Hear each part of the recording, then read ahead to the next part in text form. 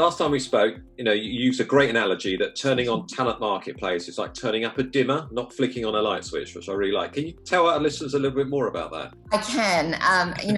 It's funny when I hear you say that, because I think back to when I was younger. I always thought, crossing things off the list, success. But when I look behind me, I hadn't actually brought everyone along for the ride. I just brought small groups of people along for the ride.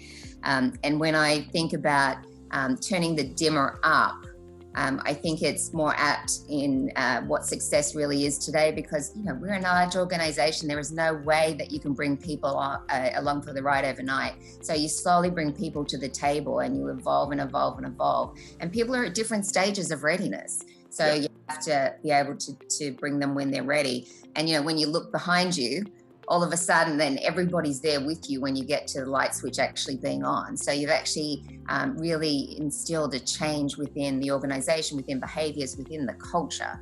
And I think Talent Marketplace is very much the dimmer, because it's not a plug and play. There's a lot that goes into it, and it does take many years, I think, on the journey to get it not even right, because it's never going to stay stagnant. It's always going to be evolving. And is it something that, again, maybe at a more tactical level now, how would you encourage organisations to think about getting started with Talent Marketplace? Obviously, you've been on the journey for a couple of years, and I'm sure you've learned some lessons and reflections on that now. But where would you encourage people start? Yeah, I think it's, at the beginning I talked about the puzzle pieces, and there are a lot of puzzle pieces that are part of the whole journey. And I think it starts obviously with data, without a doubt, that's first and foremost, and it's qualitative and quantitative.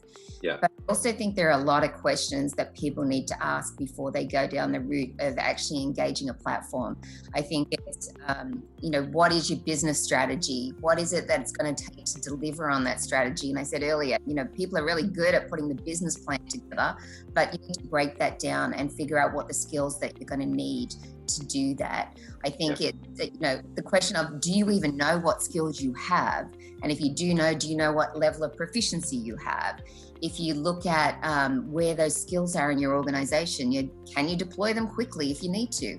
And I think, the gap between that information is going to help you identify where you may need to look at different platforms or different mechanisms. I think even when you think about mindset, is your organization ready to even move from replacement planning to a more agile workforce or strategic workforce planning? I think the mindset is a big deal for people to shift. And I also think you need to know whether or not what the market looks like when it comes to skills. Do you know the skills you want, and are they in short supply in your organization or in the market? Can they easily be built? Or do you need to go buy them? And where do you put your dollars that you have? Is it in the buy strategy or the build strategy? And so I think, a lot of people say, we don't have these formal mechanisms. We don't have workforce planning or strategic planning, but I think it's, start small. We all do business operating reviews, on a monthly, quarterly, yearly, whatever it is.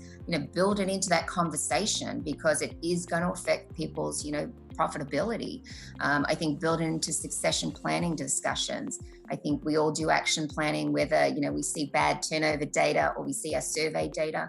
I think build these kind of questions into your action planning.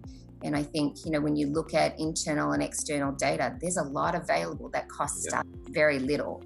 And I think people need to learn how to use their human resource systems, whether it's Workday or something else. Recruiting systems, platforms, CRMs, all of these are inside most people's four walls.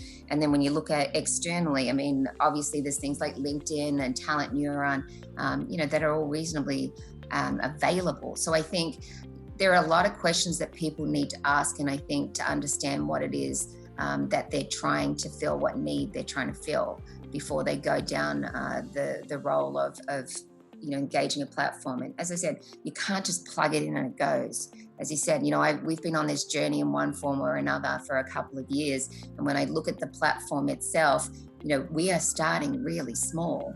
Because it is such a big shift, and we're committed. We think it's worth it. But we do know we're in for the long haul. In this series, we will be speaking to a range of senior leaders who are pushing a data-driven and digital HR agenda.